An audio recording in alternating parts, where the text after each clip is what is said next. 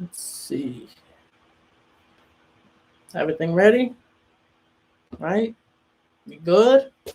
Because this was a literally trash game. Trash game. Absolutely trash. We lost. No effort, no defense, nothing. Okay? LeBron, you played like trash. Okay? Anthony Davis got injured twice. The brightest spot was literally Isaiah Thomas. Good for him. Listen, good for Isaiah Thomas. I'm happy for him.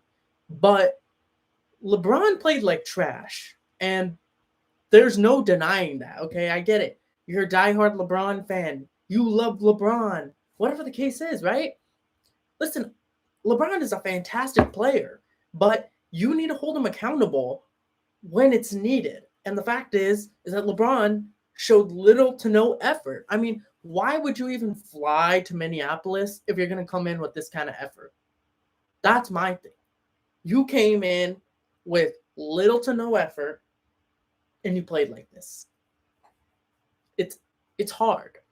It's hard to do that because we talk about essentially what LeBron is, right? We talk about him being one of the best players in the league. We talk about him being, an all-time great, which he is. I'm not going to question that.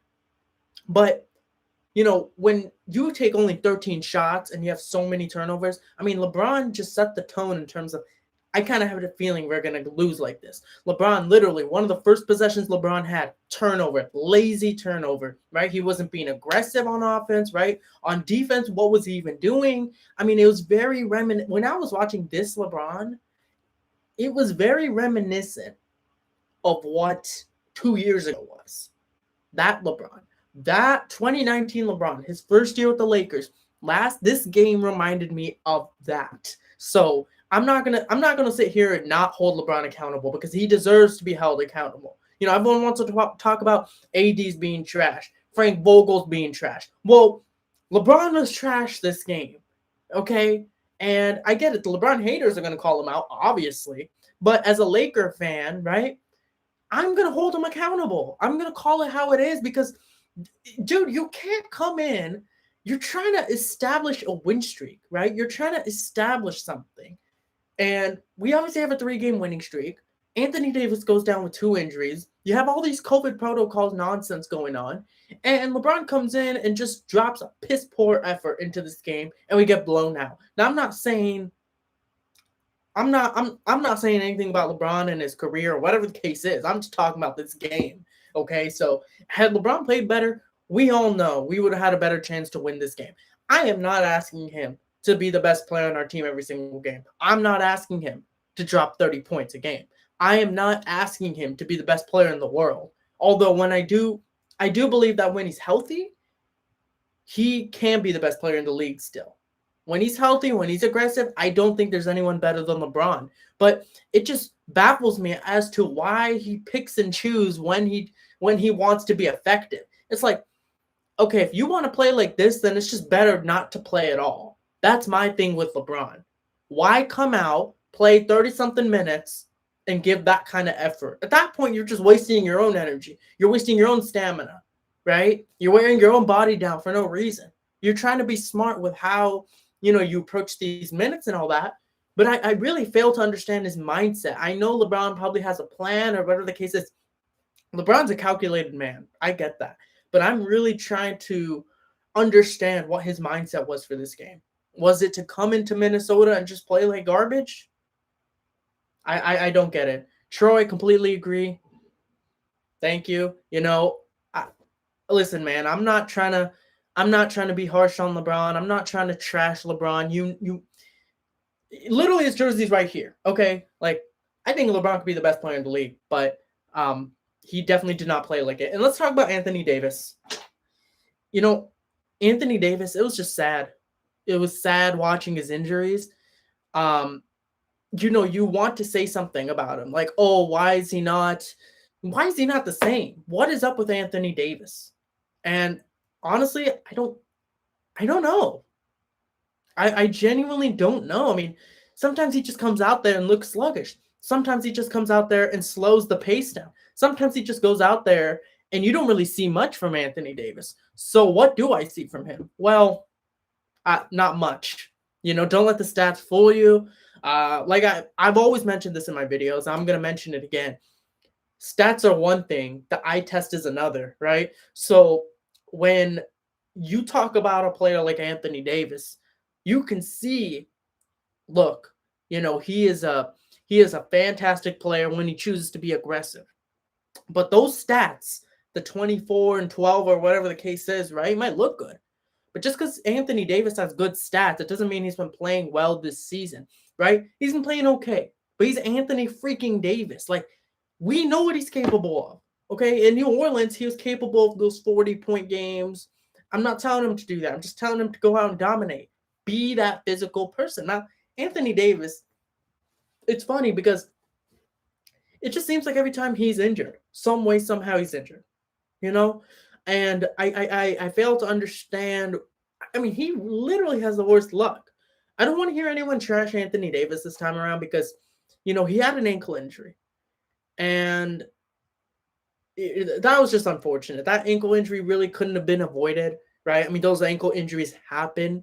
So the fact that Anthony Davis really went out while he was injured, right?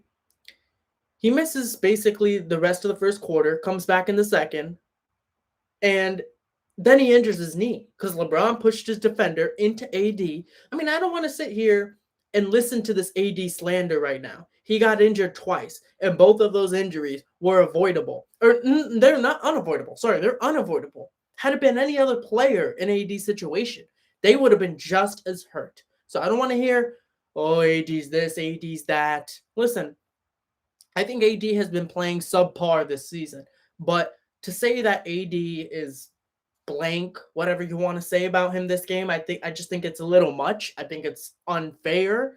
When I think about AD, I think about the potential that he has, and that's why it really does frustrate, but more makes me sad because I don't want AD to go down as one of the players that would be one of the biggest what ifs of all time. What if AD never got injured? What if AD was a guy that was literally, indestructible? You think about a player like LeBron who didn't get injured that often before his groin injury, right? What if AD was like that? What if, we saw what he did in New Orleans, right? We saw that he was capable of 40 points, 20 rebounds. I'm not telling him to do that. But it's just unfortunate. It's just unfortunate why AD has to go through this. And as Laker fans, I think the best thing we can do is just support him through this tough time because ultimately, right, to get injured 2 times in the same game like that, right? I mean, that's just, you can't ask for any worse luck than that. I don't know how much worse it can get. Seriously. I mean, looking at that ankle injury, I honestly didn't think he was going to come back that game. And I didn't want him to come back because we weren't getting a 100% AD. I didn't want him coming back. So, all right, Troy, you said he's not hitting his threes or jumpers, and it seems he's not happy playing the 5. His confidence is way down. He's just in a slump, but hopefully he comes good soon, but now he's injured.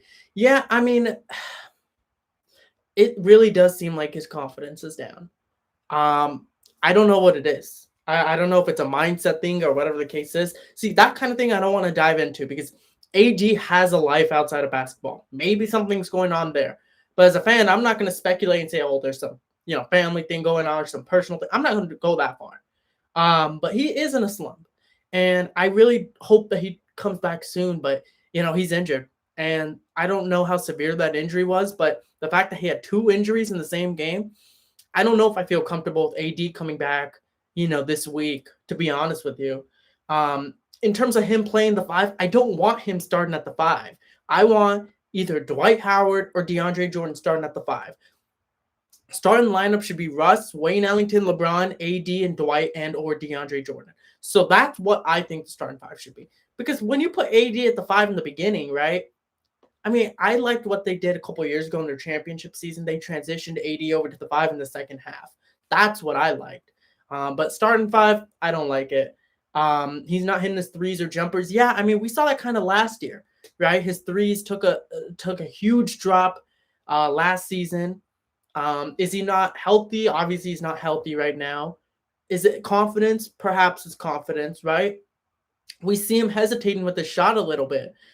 Um, I don't know. I just don't know what it is with AD, but honestly, it's just sad how he gets injured like this because, I know he wants to play better. Okay. AD is not going to want to keep playing trash or anything like that. Okay.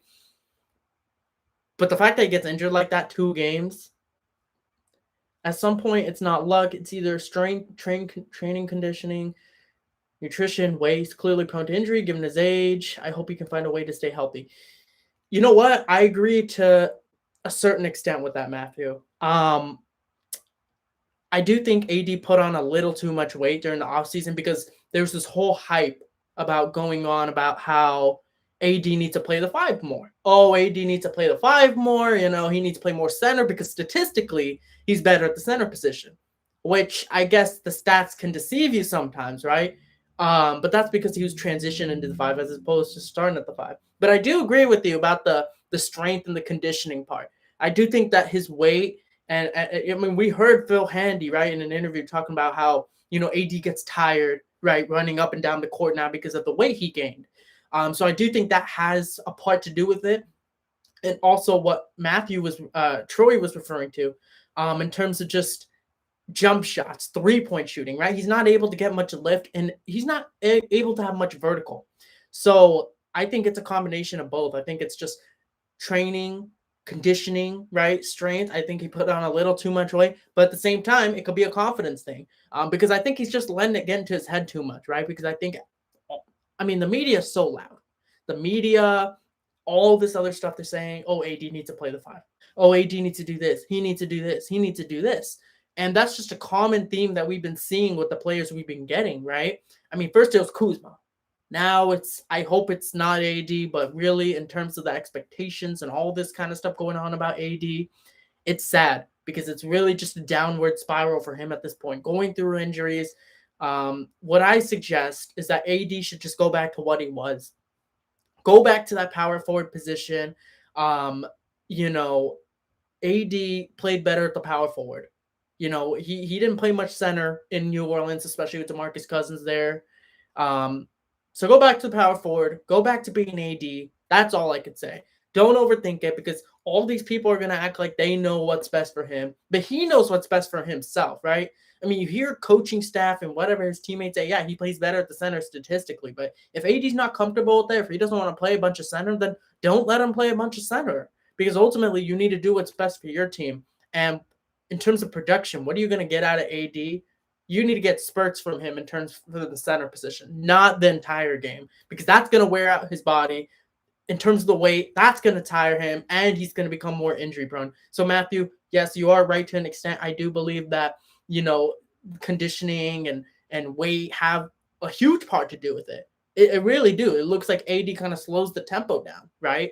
You see like whenever Russ wants to run the fast break or whenever Russ wants to, LeBron wants to somehow run the fast break.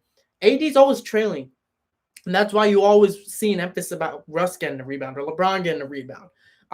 It's so they can run fast break and run with pace, but AD is he I don't know what it is. He just needs to go back to being AD. That's just my advice. I have nothing else to say about him because I'm not going to sit here and assume that there's something else going on with him personally. I'm not going to assume that.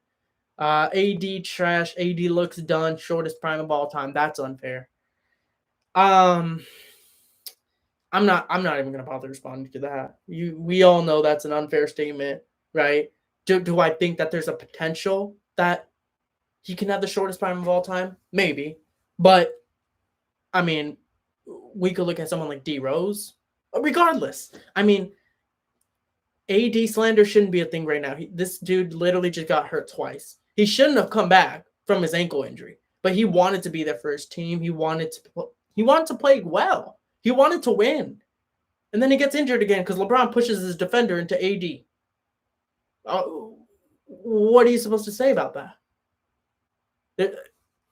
There's not much to say about that. Yeah, I don't want to assume bad of anyone either, Matthew. That's why, when people try, microanalyzing AD and his personal life or whatever the case is. Just leave that alone. I mean, everyone has a life outside of basketball. Maybe there's something going on, maybe there's not, but who am I to sit here and say, yeah, he's playing bad because this is going on? All I'm saying is based on what I see on the basketball court, he's slower because he put on more weight, right? He doesn't have more lift on his jump shot. That is a fact. Okay, you can literally look at the game and see that. He's not the same mobile power forward that he once used to be, right? Think about AD when we acquired him from New Orleans, you thought of AD as always more of an athletic big, right? But yeah, Matthew said, I'm a Wolves fan that just wanted to listen about game and saw you, so I joined Lowell. Anyways, Cat lost weight before this year. I'm really focused. Yeah, I mean, listen, Cat has been dominating. Speaking of the Wolves, I got to give him credit. I talk about how poorly the Lakers played in terms of their effort and stuff like that. And I understand the COVID protocols and all that stuff going on for the Lakers. But, Anthony Edwards didn't play. And let me tell you something, I always believed that it was the same story for the Wolves every single year, always be on the outside creeping in for the playoffs. But this year, I truly believe they can be in the play-in, if not higher, right? They have Cat, they have D'Lo, Anthony Edwards looks fantastic, right? So yeah, I mean, Karl Anthony Towns, dude, I'm glad that he's playing well because obviously last year he went through a lot. We know what he went through with COVID and all that other stuff going on. So I'm just glad to see. But usually he gets hurt for a long time. Sucks to see, just like it sucks seeing AD get hurt because he has so much. Yeah, I mean, listen, dude. I mean, like AD and Cat, right? When they're both healthy, we were talking about them as top two. You know what I mean? Like there was a point in the time where it used to be DeMarcus, AD, and Cat. Not in that order specifically, but that's what people were talking about. And I'm not saying Cat has gone under the radar, but essentially that's what it feels like.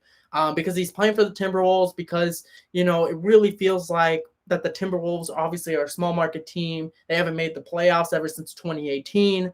But Cat has been phenomenal this year. And if AD can get his act together, then he can play phenomenal once again.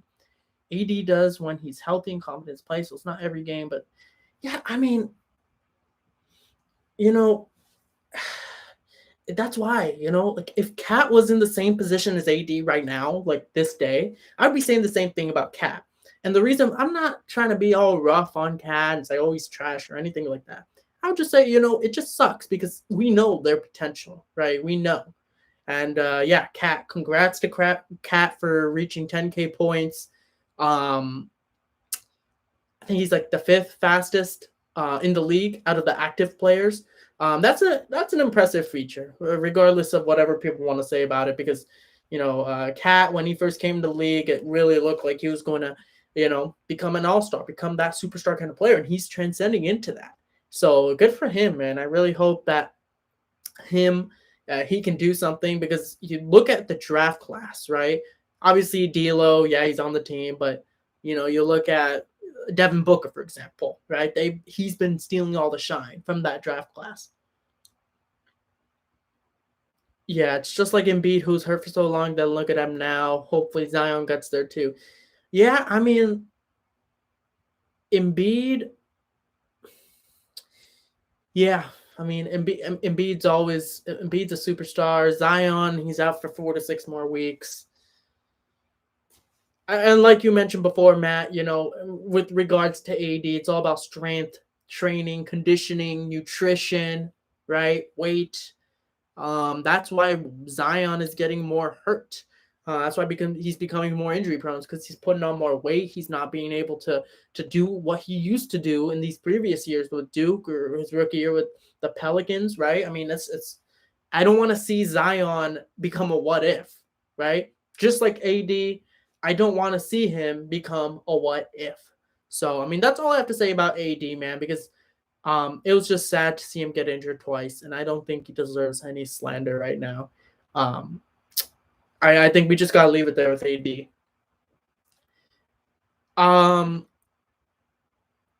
Can we just celebrate how Kent Bazemore actually did something today? Like, Kent Bazemore actually made some shots. I can't believe that. I was watching him like make some threes and whatnot, and I'm just like, Kent Bazemore. That Kent Bazemore. Because at first, right, he got 2 quick fouls, and I'm like, dude, this guy, he sucks. And but I mean, he made a couple threes. We sparked a run. We're only down 3 at a certain point. Then we just got blown out. AD's just injury prone. If it went for the bubble, then I feel AD would have gotten injured the year Lakers won. He was not hurt prior to the bubble, and really, hypothetically, there was only a month of the season left. So I think that's an invalid statement. That's an if. That's an assumption. So I don't believe it's a right assumption, but yeah, this is what you Laker fans deserve. Okay.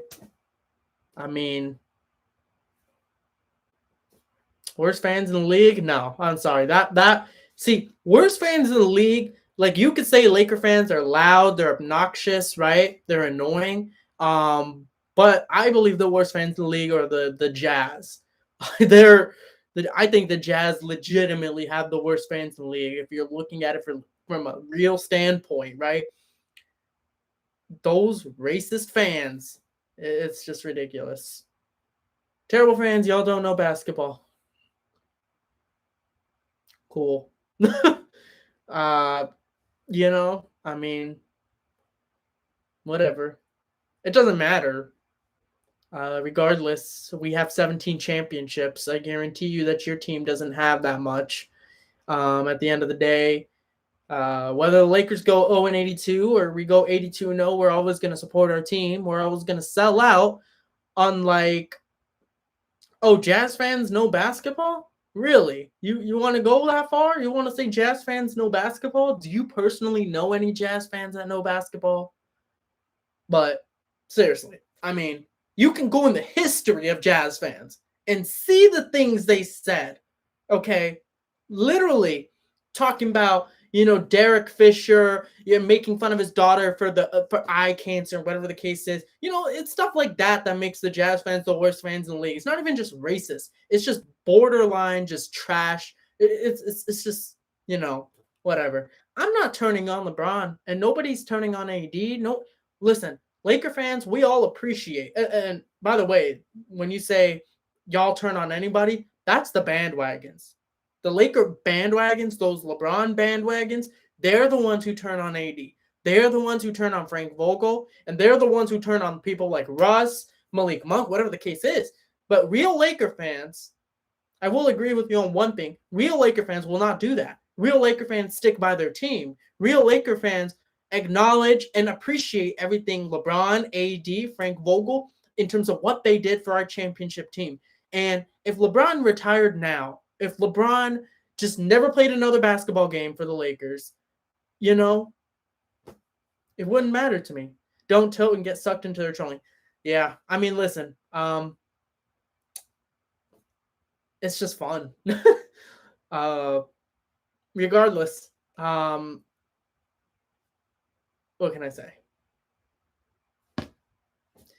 But yeah, I mean, I don't agree with the AD slander. You said you have 17 championships. I won't count, but I imagine the Wolves have that many championships, so we've not even.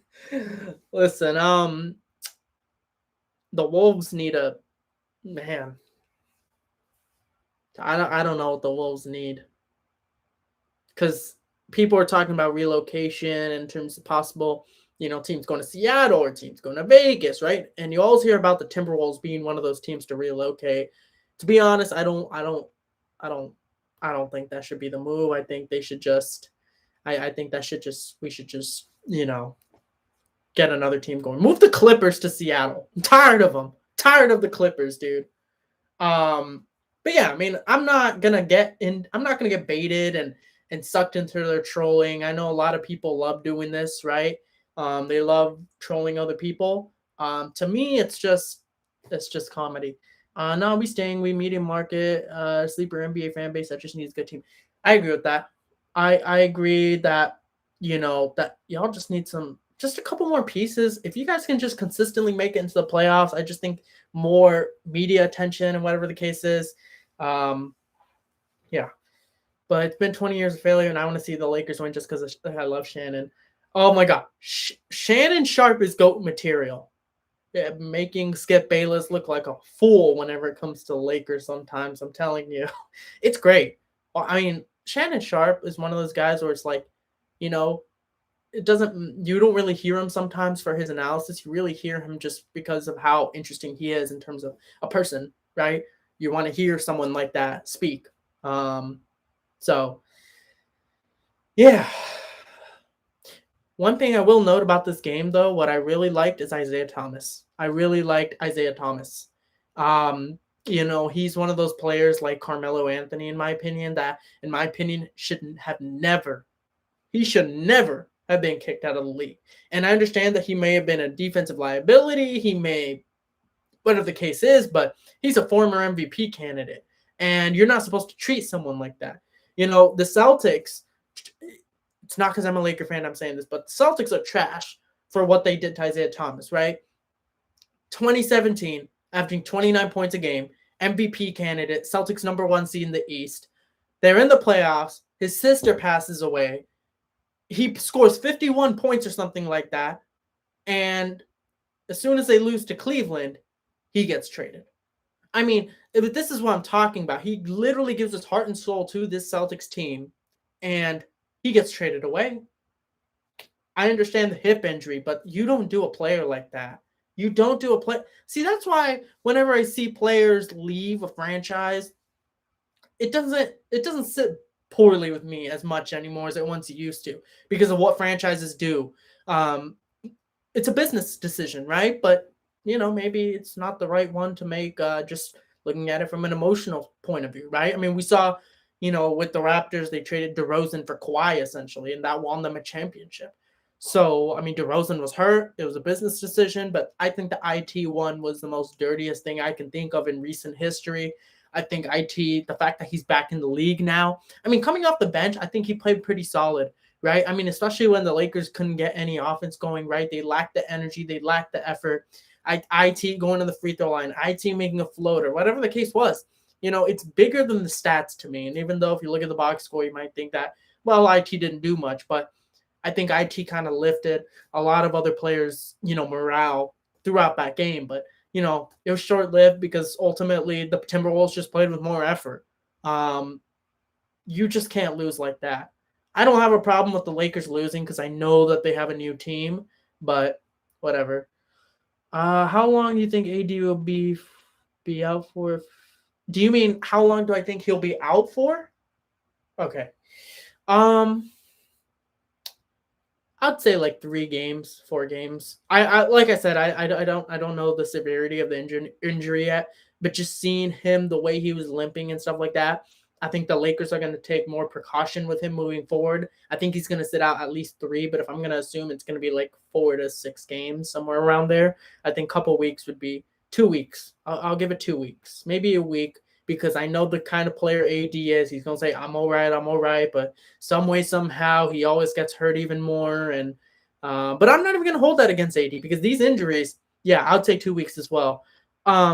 Those injuries weren't even his fault. But like I mentioned before, they're unavoidable. So I'm not going to put the blame on him, really. AD, I just hope.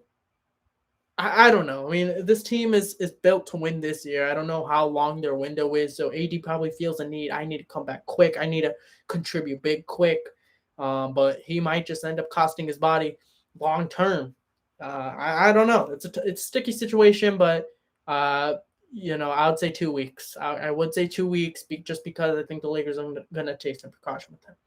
Hopefully nothing is torn.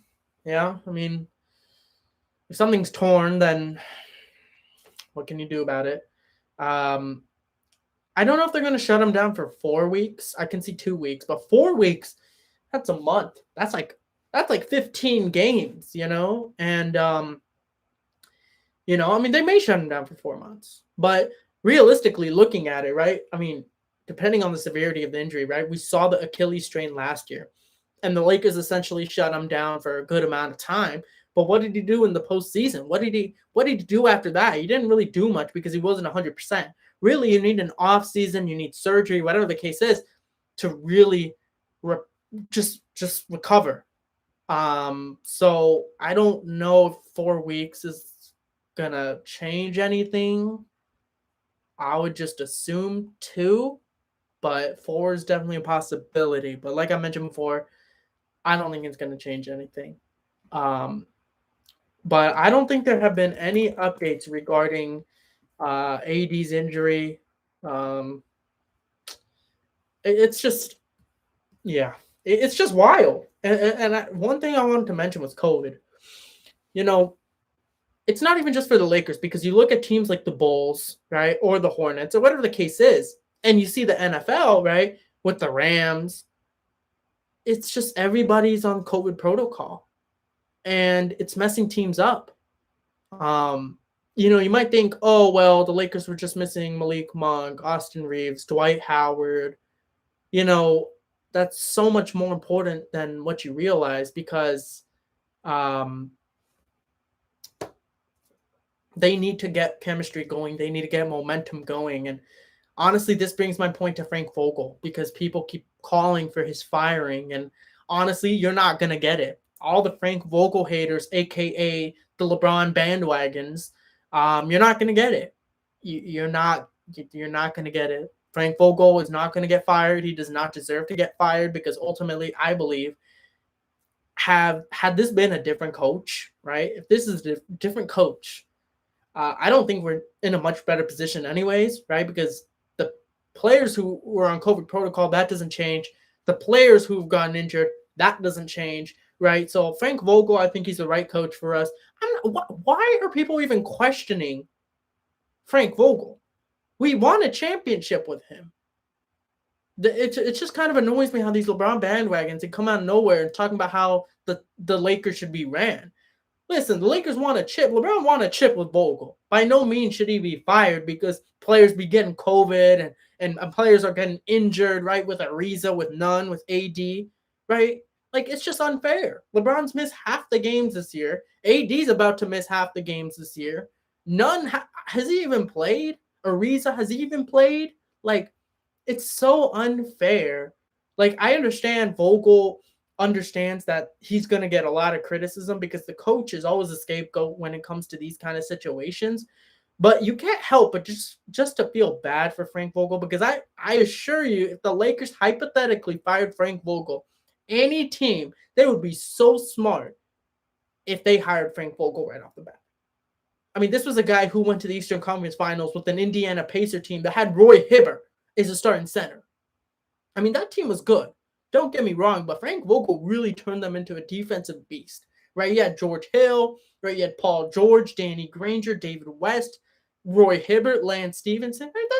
That's a good team. Don't get me wrong, but that's a team that took the heat with LeBron, Wade, Bosh, all them guys that took them to 7 games, right? Always, in my eyes, were the biggest competitor outside of the Spurs in the final. So, yeah, I don't want to hear Vogel's quote lack of coaching abilities because whenever I hear people talking about firing Vogel, I just think you know nothing about basketball. I straight up think that you're probably a LeBron bandwagon who just wants what's best for LeBron. But even if you hear LeBron, he stands by Vogel. So I still don't know why people are calling for Vogel's firing. Trust in Frank, seriously. But other than that, I mean, what is Vogel supposed to do about this, especially with the COVID protocols? When you win in Dallas, when you win against OKC, when you win against Orlando, right, you're starting to build some momentum, right? Some of those players are Austin Reeves, Malik Monk, Dwight Howard has been playing really well for us recently, and now those players are out, so now Vogel has to. I mean, Kent Bazemore was a starter, dude. I mean, he had no intentions of making Kent Bazemore starter. He went from having 0 minutes a game to becoming a starter. So obviously, it's tough for him to make these kind of decisions, but it's decisions he has to. I mean, he's forced to make them. He's forced to make them. There's no other choice. So I don't want to hear anything about Frank Vogel. That's just, what that is. That's just nonsense. Other than that, honestly, looking at the other players, I mean, Westbrook, Westbrook didn't even I'm not even going to blame Westbrook for our loss. You know, Westbrook gets criticized a lot as well for whatever reason, but Westbrook is someone who always plays with effort. And I've seen it time and time again, like when we got blown out by the Blazers, when, obviously this game against Minneapolis, he was always the one to give effort at least. He was always the one that was at least trying to do something. And this is one thing that I appreciate about Russ. Like LeBron was just standing there passing the ball, turning the ball over, little to no effort shooting wise, offense, defense, whatever, right? Russ was at least trying. And that's something I can at least appreciate, even if we lose the game. Because, like I mentioned before, it's such a new team. Can't expect, good results right away. You see that LeBron's Heat team, they started 10-10. You see the LeBron Cleveland team with K Love, LeBron, and Kyrie, they started 23-23. So this is not the end of the world that we lost to Minnesota.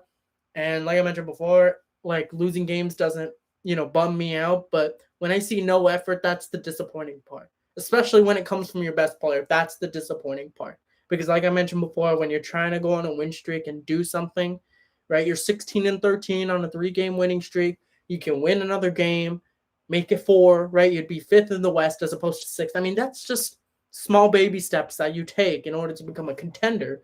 And it just seems like the Lakers are not doing that consistently. So that's honestly all I have for this, this game. There really isn't much to say about it. I'm just wondering what AD's status was. That's important to me. I saw a tweet that suggested that this team looks like the 2017 Cavs. Just a bunch of old guys shooting threes and whatnot. I don't think it's that fair. I mean, Westbrook. I mean, I could see some of the similarities, but at the end of the day, this is not a fully healthy Laker team.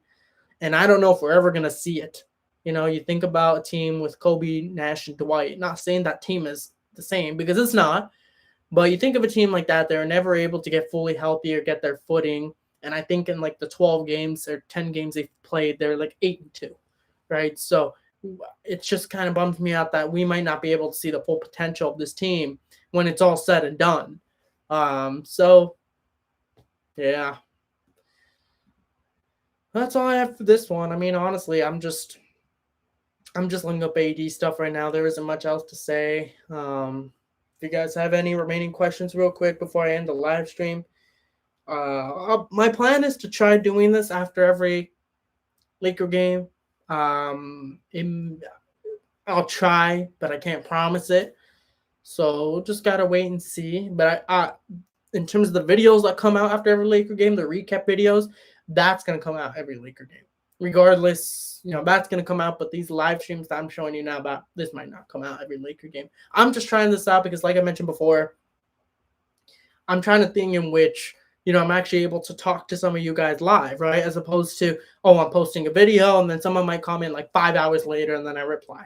It's just a different feel that I get to actually like interact with you guys and say, oh, well, based off of what this person said, I say this or whatever, right? It actually feels more interactive. It feels more, it feels better. It feels better. And that's what I hope to achieve as, my channel goes on and, with the more live streams I do, I hope to just continue making, videos, content, getting more of a fan base in here. And just really at the end of the day, we all love basketball. I mean, I know this is solely a Laker channel, but, we just saw like a person in here was a Timberwolves fan.